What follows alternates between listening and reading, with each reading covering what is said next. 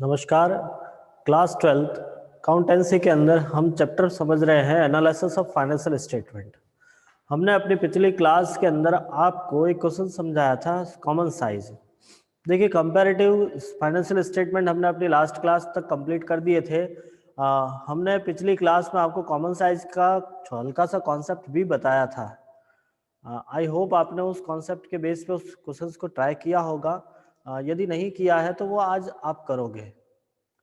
आज हम उसको आगे बढ़ाएंगे और थोड़ा सा समझने की कोशिश करेंगे कॉमन साइज के अंदर काम क्या करना है। जिस तरह से आपने कंपैरेटिव बनाया था ठीक थोड़ा सा उसमें अलग है कॉमन साइज के अंदर। हम उसको थोड़ा सा कॉमन साइज के बेस पर भी उस सवाल को हल करने की कोशिश कर रहे हैं। थोड़ा सा ध्यान से समझिएगा, समझने की कोशिश कीजिए। हमने 6 नंबर क्वेश्चन आपको दिया था करने के लिए। आई होप आपने किया होगा, और नहीं किया है तो फिर आपको करना होगा। एक काम करते हैं, हम आपको उस प्रश्नों को करवा लेते हैं। बड़े ही ध्यान से समझिएगा।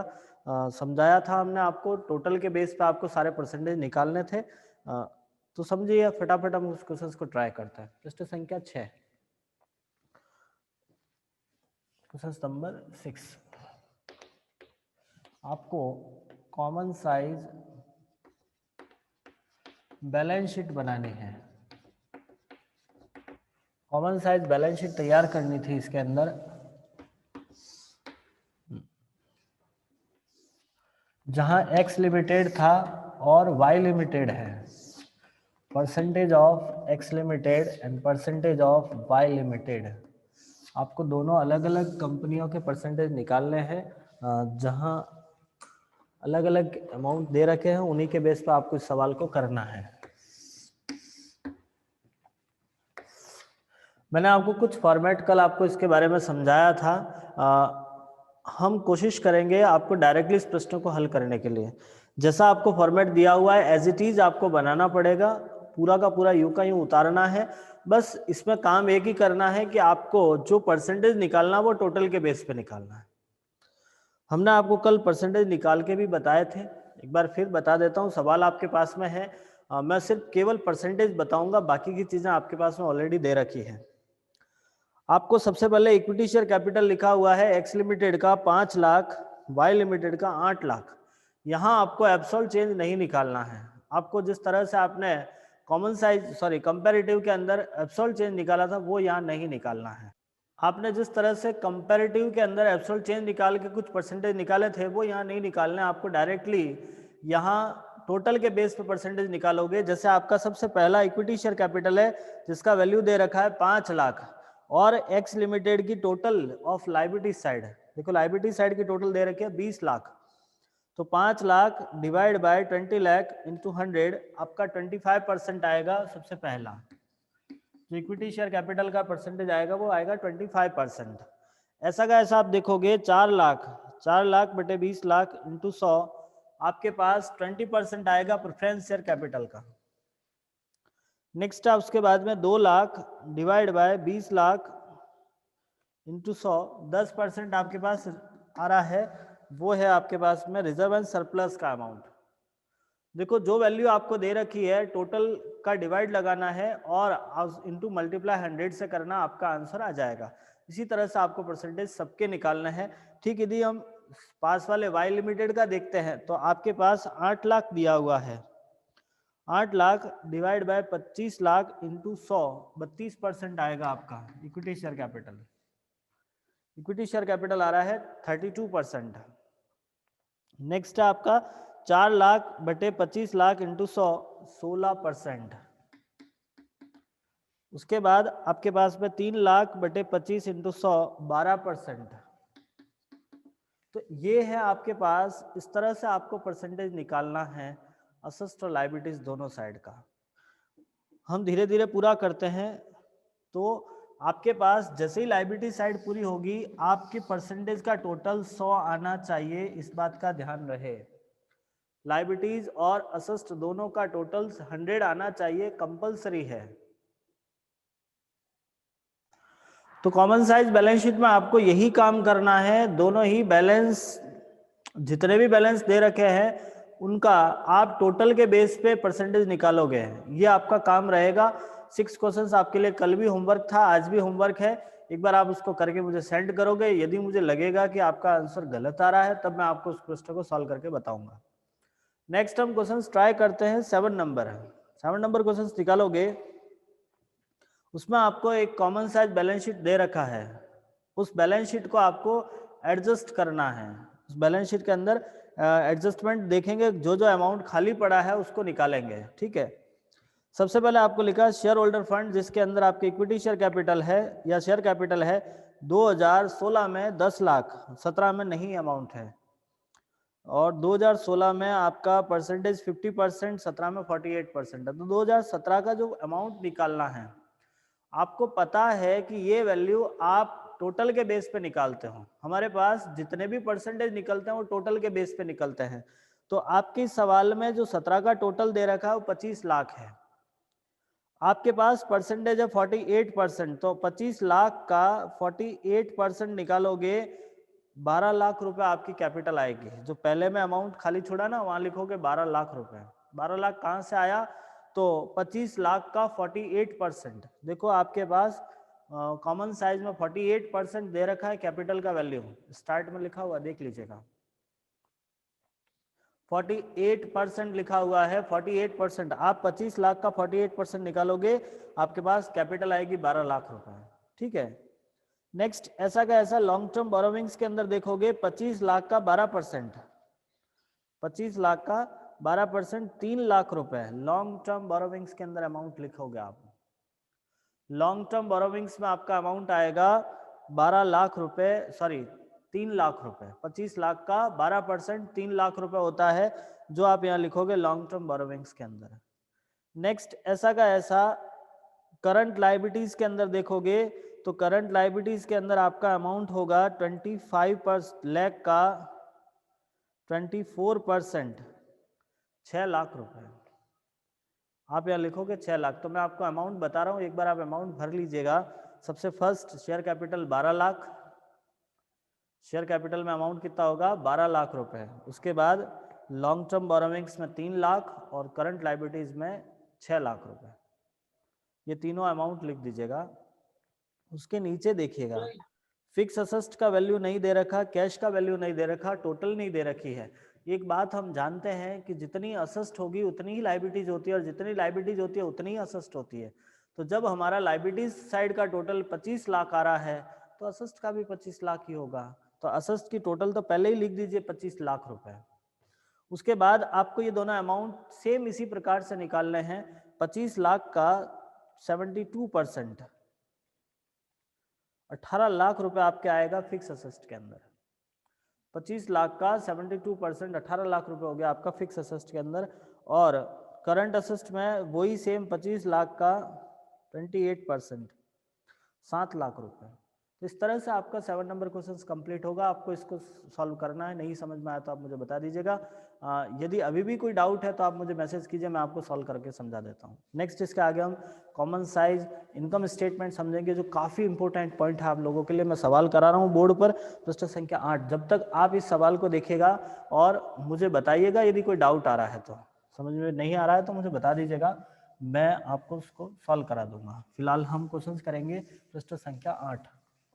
6, 7 आपको नोटबुक में सॉल्व करने हैं, नहीं समझ में आया तो बता दीजिएगा। क्वेश्चन नंबर 8, जिसमें आपको कॉमन साइज बैलेंस शीट बनाने, सॉरी कॉमन साइज स्टेटमेंट तैयार करना है।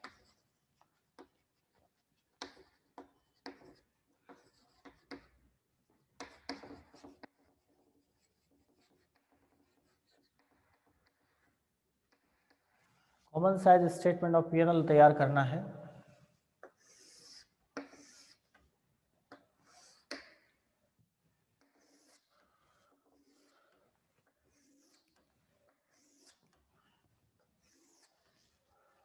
देखिएगा आपके पास 2016-17 का वैल्यू दे रखा है। हम इसका अमाउंट फिलअप करेंगे 2016, 2017, percentage of 2016 and percentage of 2017। ठीक है, अब आपको इसका फॉर्मेट याद है, हमने इसका स्टेटमेंट बनाया था। सबसे पहले हम लिखते हैं revenue from operation. Number first, revenue from operation. देखिए रेवेन्यू फ्रॉम ऑपरेशन के अंदर आपको अमाउंट दे रखा है 20 लाख 30 लाख रुपए। आप अमाउंट फिलअप करोगे 20 लाख 30 लाख। यहाँ आपको एब्सोल्यूट चेंज नहीं निकालना, याद रखिएगा जैसे आपने कंपैरेटिव में किया था वो काम यहाँ नहीं होता है। नेक्स्ट आप लिखोगे अदर इनकम। अदर इनकम, पहले एक बार हम इस फॉर्मेट को पूरा तैयार कर लेते हैं, उसके बाद इसके परसेंटेज निकालेंगे। अदर इनकम में आपके पास में 1 लाख और 3 लाख 2 लाख दे रखा है। आपके पास में आएगा total revenue. Total revenue 21 lakh और 32 लाख। जनरली ये सारी चीज़ें आपको सवाल में ऑलरेडी दे रखी है, आपको तो सिर्फ देख के उतारना ही है, ज़्यादा कोई दिमाग लगाने की आवश्यकता नहीं है।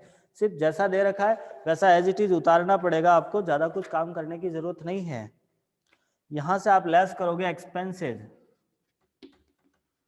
एक्सपेंसेज के अंदर आपके पास सबसे पहले है purchase of stock in trade. Purchase of stock in trade 12 lakh 6 lakh, 12 lakh 6 lakh. Next उसके बाद में है change in inventories. Change in inventories, change in inventories के अंदर आपके पास में है 3 लाख 4 लाख रुपए। 3 लाख 4 लाख। नेक्स्ट उसके बाद आपके पास में है employ benefit expenses. Employ benefit expenses, जैसा आपको प्रश्न में लिखा हुआ है मैं वही काम कर रहा हूं। एक्सपेंसेज हमारे पास में अमाउंट दे रखा है 1 लाख 2 लाख। नेक्स्ट उसके बाद है आपके पास में अदर एक्सपेंसेज। अदर एक्सपेंसेज के अंदर आपके पास में लिखा हुआ है 2 लाख 4 लाख। ये आपके पास में आ गए टोटल एक्सपेंसेज। अब आप प्रॉफिट निकालोगे before tax and after tax. ये आपके पास में आ गए टोटल एक्सपेंसेज 18 लाख और 26 लाख। अब आपके पास में आएगा प्रॉफिट, ये total expenses, profit before tax.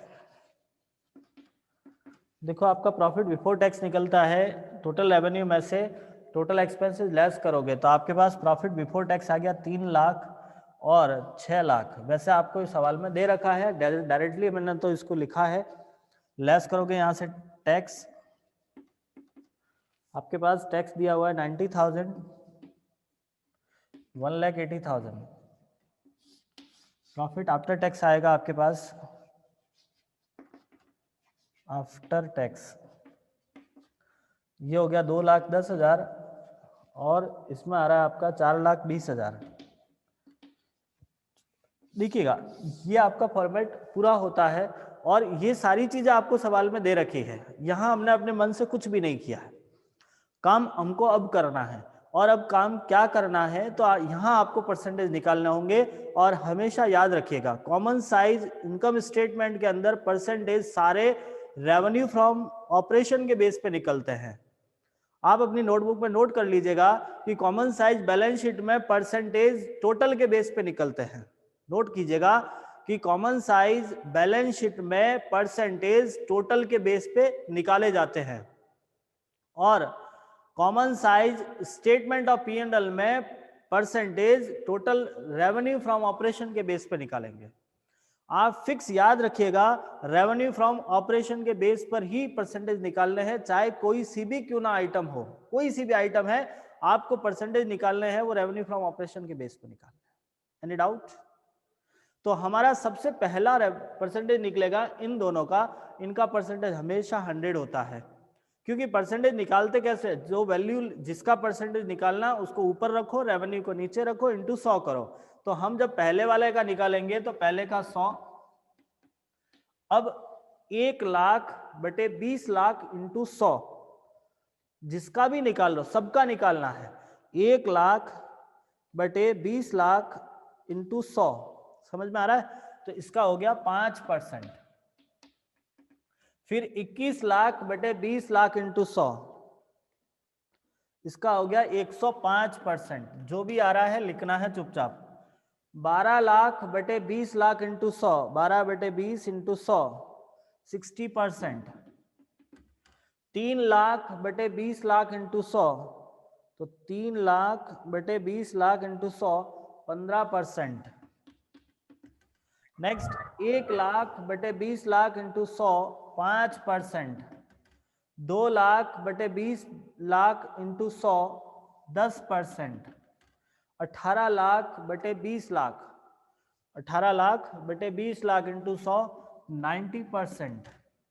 3 lakh बटे 20 लाख, 15%। 90,000, 90,000 बटे 20 लाख इंटू 100, 4.5%। और 2,10,000 बटे 20 लाख इंटू 100, 10.5%। ये इस तरह से परसेंट निकालने हैं आपको। समझ में आ रहा है मैं कैसे कर रहा हूँ? यहाँ टोटल 100 करने की आवश्यकता नहीं है। टोटल 100 सिर्फ एक में होता है कॉमन साइज बैलेंस शीट के अंदर, बाकी कहीं टोटल 100 होने की आवश्यकता नहीं है। यहाँ आपके जो भी आइटम दे रखा है उसका परसेंटेज रेवेन्यू फ्रॉम ऑपरेशन के बेस पे निकालना है। जैसे हम 2017 का देखते हैं, 30 लाख का परसेंटेज आ गया 100, 2 लाख बटे 30 लाख, 2 लाख बटे 30 लाख इंटू 100, 6.67। 32 लाख बटे 30 lakh into 100, 106.67। Next 6 lakh divide bye 30 lakh, 6 lakh बटे 30 लाख इंटू 100, 20%। 4 लाख बटे 30 लाख, ये हो गया आपका 13.33%। 2 लाख बटे 30 लाख, 6.67%। 4 लाख बटे 30 लाख, 13.33%। 26 लाख बटे 30 लाख इंटू 100, 86.67। 6 लाख बाय 30 लाख, 20%। 18 लाख 1,80,000 बटे 30 लाख इंटू 100, 6%। और 4,20,000 बटे 30 लाख, 14%। ये आपके परसेंटेज निकल गए। इस तरह से आपको इस सवाल को सॉल्व करना है। Any doubt? Common size income statement हमने आपको समझाया है। कोई समस्या? आपको परसेंटेज निकालना है और टोटल रेवेन्यू के बेस पे आपको, रेवेन्यू फ्रॉम ऑपरेशन के बेस पे आपको परसेंटेज सारे निकालने हैं। ठीक है, नेक्स्ट। हाँ, ये था आपका रेवेन्यू फ्रॉम ऑपरेशन के बेस पे हमने कॉमन साइज समझा है। अब इस चैप्टर का एक लास्ट पॉइंट बचा है, ट्रेंड एनालिसिस। हमने कंपैरेटिव समझा दिया, कॉमन साइज समझा दिया, अब बचा है ट्रेंड एनालिसिस। हम उस ट्रेंड एनालिसिस को समझा रहे हैं। उससे पहले इस बात से हम थोड़ा इंश्योर हो जाए कि ये मेथड आपको समझ में आ चुका है। आ गया समझ में? चलिए, तो अब हम इसको आगे बढ़ते हैं। ट्रेंड एनालिसिस, देखिए तीनों ही काफी इंपॉर्टेंट पॉइंट है। तीनों में से कोई सा भी एक सवाल जनरली एग्जाम में पूछा जाता है और 100% सवाल आएगा। तो आप लोग बड़े ही ध्यान से समझिएगा, समझने की कोशिश कीजिएगा। अब हम समझते हैं ट्रेंड एनालिसिस। ट्रेंड एनालिसिस, जिसको हिंदी में बोलते हैं प्रवृत्ति विश्लेषण। देखो, प्रवृत्ति विश्लेषण हमारे पास 3 अलग अलग प्रकार से किया जाता है। जो ट्रेंड एनालिसिस है वो पर्टिकुलर आइटम्स का देखा जाता है। अभी तक हमने यहाँ पे स्टेटमेंट पूरा समझा था, जहां आपने इनकम स्टेटमेंट को देखा, बैलेंस शीट को देखा। अब जब हम समझेंगे तो पर्टिकुलर एक एक आइटम का देखते हैं। जैसे आपका टोटल सेल्स हो गई, प्रॉफिट हो गया, कोई एक्सपेंसेज हो गया। इस तरह से हम अलग अलग आइटम्स का देख के इस चैप्टर को समझते हैं या इस पॉइंट को समझते हैं। हमारे पास नेक्स्ट आता है ट्रेंड एनालिसिस, हिंदी में बोलते हैं प्रवृत्ति विश्लेषण। प्रवृत्ति विश्लेषण, ट्रेंड एनालिसिस 3 अलग अलग प्रकार से किया जाता है, जिसमें फर्स्ट आता है trend ratio, trend ratio, trend percentage और बिंदु रेखीय विधि, विधि। तीन अलग अलग विधियां हैं, इन विधियों के आधार पर हम इसको सॉल्व करेंगे। डायरेक्टली हम प्रश्न सॉल्व करते हैं, जैसा प्रश्न में लिखा है उस प्रश्न के आधार पर हम उसको समझ लेंगे। जैसे प्रश्न संख्या 9 है, प्रश्न में लिखा आपको form the following information, calculate trend ratio of various item of the profit and loss account taking as base 2012 and 13। देखिए हमारे पास कुछ अलग अलग आइटम्स दे रखी है, उनका आपको ट्रेंड रेशियो कैलकुलेट करना है। ट्रेंड रेशियो कैलकुलेट करने के लिए हमारे पास में तीन अलग अलग आइटम है, total income, total expenses and profit before tax. तो इन तीनों का आपको एक वर्ष आधार मानते हुए ट्रेंड रेशियो निकालना है, और वो आपका आधार वर्ष है 2012-13। 2012-13 के आधार पर हम इसका रेशियो निकालेंगे कि हमारे पास कितना चेंज हुआ है, कितना कुछ बदला है, वो रेशियो निकालने का काम करते हैं। तो हम बड़े ही ध्यान से समझिएगा आप लोग कैसे निकालना है। तो समझते हैं हम इसको एक बार बोर्ड पे। क्वेश्चन नंबर 9 देखिए, अब आपको यहाँ पे ट्रेंड रेशियो, पहले तो हम ट्रेंड रेशियो का एक फॉर्मूला समझ लेते हैं। Trend ratio equals to value of current year upon value of base year into 100। एक फॉर्मूला आप याद रखिएगा, नोटबुक में लिख सकते हो आप कि ट्रेंड रेशियो निकालने का क्या सूत्र रहता है। तो चालू वर्ष का मूल्य बटे आधार वर्ष का मूल्य इंटू 100। इंग्लिश में समझोगे तो value of current year upon value of base year into 100। देखो आपको सवाल में बेस ईयर दे रखा होगा, यदि नहीं दिया हुआ है तो आप किसी भी ईयर को बेस मान सकते हो, वो आपकी इच्छा है, आपकी जो इच्छा आप उसको बेस मान सकते हो। चाहो तो आप पहला वर्ष बेस मान सकते हो, जनरली हमारा पहला वर्ष बेस मानकर हम उसको सॉल्व करते हैं। ठीक है, तो अब हम इस सवाल को हल करते हैं। हमारे पास तीन अलग अलग आइटम्स दे रखी है, हमारे पास में तीन अलग अलग आइटम है, total income, total expenses and profit before tax. तो आप कैसे करोगे, मैं एक छोटा सा फॉर्मेट बना रहा हूँ, ये फॉर्मूला आप लोग एक बार नोटबुक में लिख दीजिएगा, थोड़ा सा आपको याद रहेगा। प्रश्न संख्या 9 मैंने यहाँ लिखा ईयर टोटल इनकम। हमारे पास तीन अलग अलग आइटम दे रखी है, टोटल एक्सपेंसेस और profit, net profit before tax. हम इसमें तीनों में दो दो कॉलम करते हैं। पहला आपका अमाउंट का कॉलम होगा, दूसरा ट्रेंड रेशियो का अमाउंट है, दूसरा आपका ट्रेंड रेशियो होगा। ठीक है, थोड़ा सा समझने की कोशिश करना, नहीं समझ में आया तो बता सकते हो आप लोग। चलिए, हाँ यहाँ पे मैंने लिखा अमाउंट या trend ratio, same amount trend ratio, amount and ratio. देखिए अमाउंट तो आपको दे रखा है, हम पहले एक एक को पूरा करते हैं। सबसे पहले हमने लिखा टोटल इनकम की बात करते हैं, 2012-13, 13-14, 2013-14, 2014-15, लास्ट ईयर है आपके पास में 2016-17, 15-16 एंड 2016-17। ठीक है, अब आप यहाँ पे अमाउंट भरोगे टोटल इनकम का। टोटल इनकम का अमाउंट है आपके पास में 10 लाख, 11 लाख, उसके बाद है 12 लाख, 15 लाख और 18 लाख। चलिए ट्रेंड रेशियो निकालते हैं। अभी हमने एक फॉर्मूला समझाया था आपको, value of current year upon value of base year into 100। In this questions our base year is 2012 and 13। ये वाला हमारा बेस ईयर है, पहला साल बेस ईयर है। आपको प्रश्न में बिल्कुल ही क्लियर लिखा हुआ है कि अवर बेस ईयर इज 2012 एंड 13। यदि ये नहीं दे रखा होता तो हम अपने लेवल पे उस एक साल बेस मान लेते हैं। ठीक है, तो पहले हम इसका परसेंटेज निकालते हैं, इसका परसेंटेज निकालेंगे तो our value of current year, first year में यही आपका करंट है, तो आपका फर्स्ट ईयर का करंट ईयर होगा 10 lakh divide by 10 lakh into 100। 10 lakh भाई ये वैल्यू करंट ईयर का हो गया, बेस ईयर का भी यही होगा, पहले साल में तो यही होगा। तो हमारे पास पहले साल में ट्रेंड रेशियो आएगा 100। Any doubt? हाँ या ना?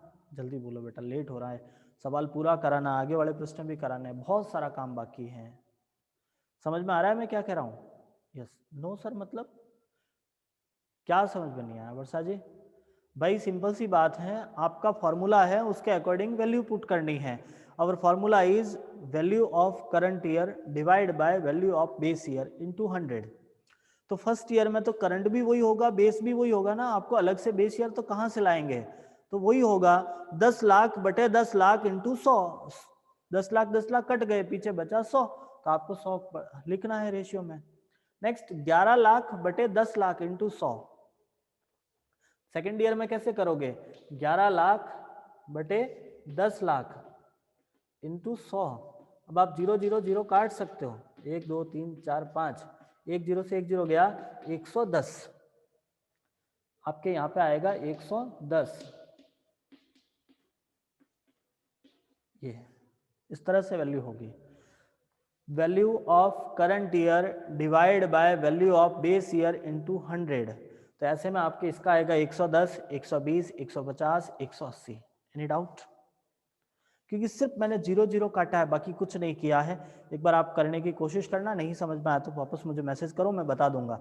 नेक्स्ट ऐसा कैसा टोटल एक्सपेंसेस का भी करेंगे अपन। टोटल एक्सपेंसेस में 8 लाख, दूसरे में 8 लाख, 9 लाख, फिर आपके पास में 10 लाख और 12 लाख। ऐसा का ऐसा वैल्यू में काम करता हूँ, पहले प्रॉफिट का भी भर लेता हूँ, उसके बाद ही आगे बढ़ेंगे। तो प्रॉफिट में आएगा 2 लाख, 3 लाख, 3 लाख, 5 लाख और 6 लाख। बस सेम काम आपको यहाँ पर भी करना है। पहले साल में 100 कहाँ से आए, तो value of current year upon base year into 100, value of current year upon base year into 100। दूसरे में भी सेम रहेगा। फिर आपका 9 लाख बटे 8 lakh into 100, 112.5।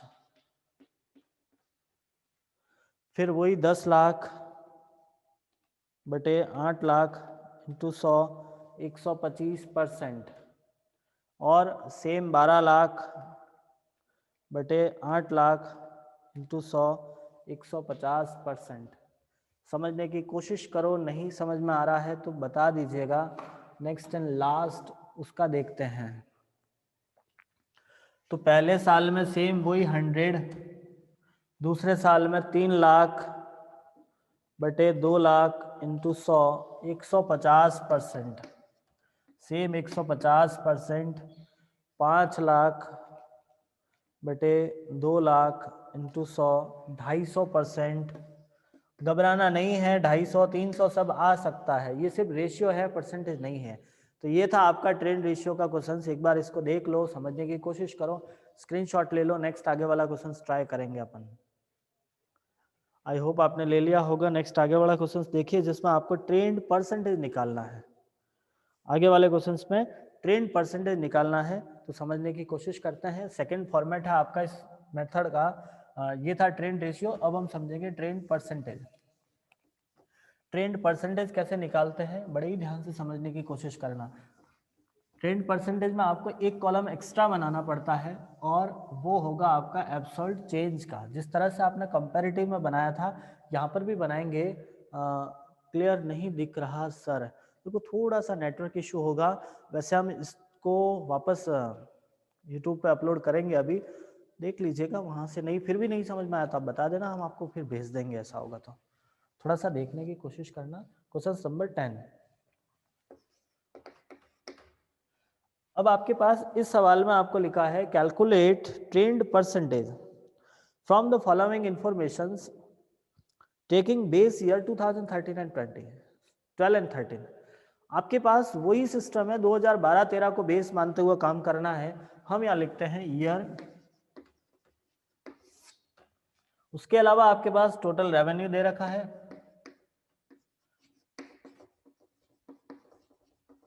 Total revenue and total expenses, total expenses, ठीक है। देखिएगा अब यहां आपको अमाउंट की मतलब जनरली 3 कॉलम बनाने पड़ते हैं।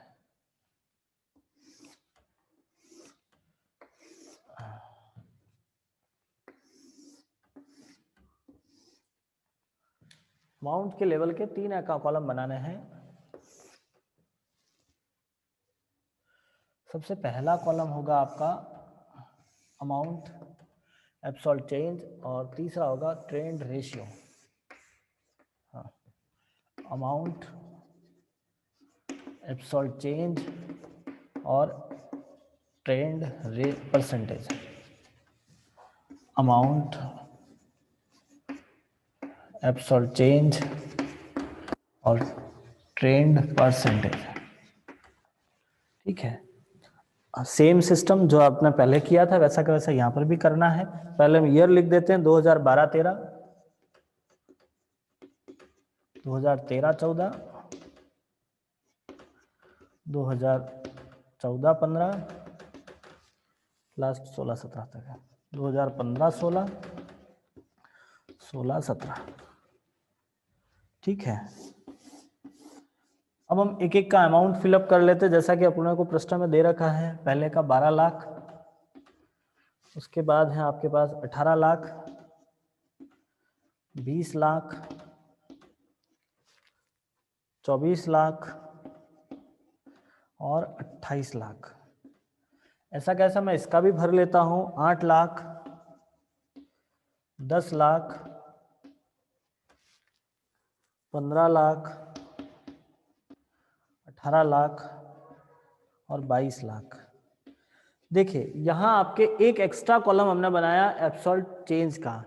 यहां आपको बेस ईयर के आधार पर, जो बेस ईयर का वैल्यू है उसके बेस पर आपको पहले एब्सोल्यूट चेंज निकालना। जैसे फर्स्ट ईयर में कोई एब्सोल्यूट चेंज नहीं निकलता, डैश कर लीजिएगा हमेशा, क्योंकि फर्स्ट ईयर आपका बेस ईयर होता है, या जो बेस ईयर होगा वहां कोई एब्सोल्यूट चेंज नहीं होगा, उसी के आधार पर आपको चेंजेस करना है।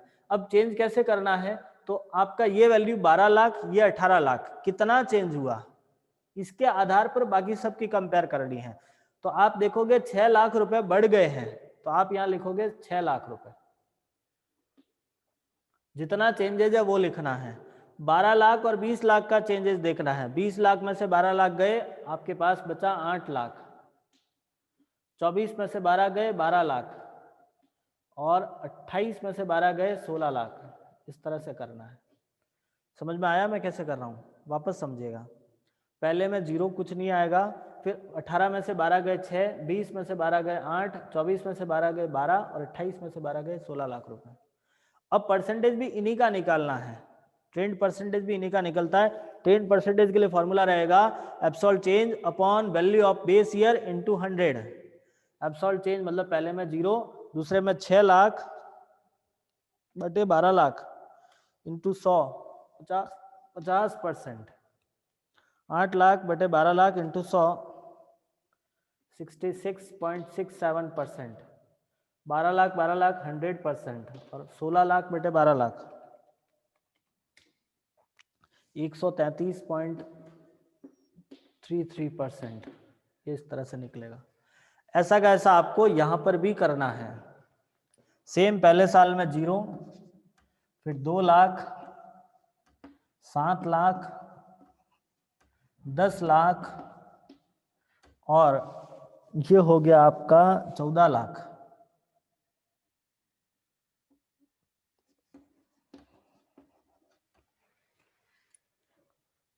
अब आप इसमें काम करोगे, परसेंटेज निकालोगे, तो पहले में तो 0, 2 लाख बटे 8 लाख इंटू 100, 25%। 7 लाख बटे 8 लाख इंटू 100, 87.5%। 10 लाख बटे 8 लाख इंटू 100, 125%। और 14 लाख बटे 8, 175%। ये था आपका ट्रेंड परसेंटेज। इस तरह से हमारा क्वेश्चन पूरा होता है। नेक्स्ट लास्ट प्रश्न आपके लिए होमवर्क है, आप उसको देखोगे, समझने की कोशिश करोगे, नहीं समझ में आया तो पूछ लीजिएगा। ये आपका चैप्टर कंप्लीट होता है। नेक्स्ट हम अपनी अगली क्लास में रेशियो एनालिसिस स्टार्ट करेंगे। उससे पहले आपको यहाँ तक का सारा काम पूरा करना है। जब तक आप ये पूरा नहीं करोगे तब तक काम नहीं होगा। एक और बात मैं आपको पहले बता देता हूँ।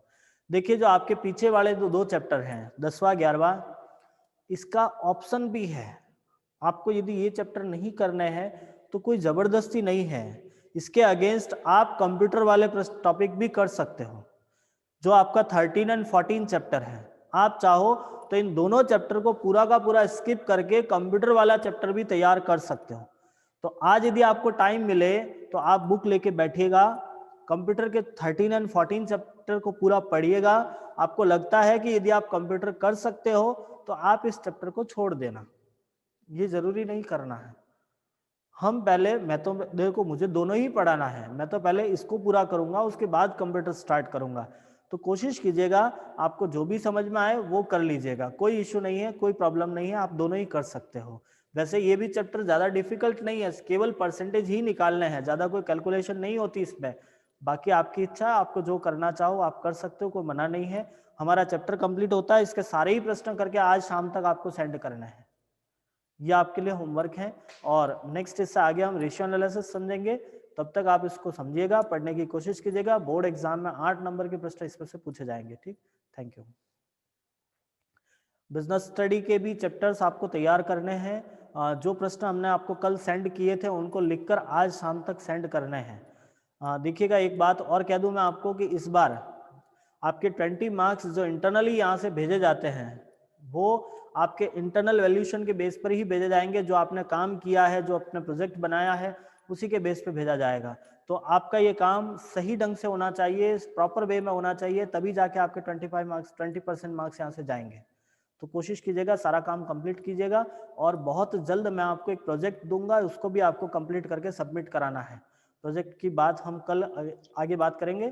कल मैं आपसे पर्सनली बात करूंगा, उस पर हम थोड़ा सा डिस्कस करेंगे प्रोजेक्ट कैसे तैयार करना है, क्या बनाना है। उससे पहले आपको इस सारी चीज़ों को तैयार करके आप हमें सेंड करोगे। धन्यवाद।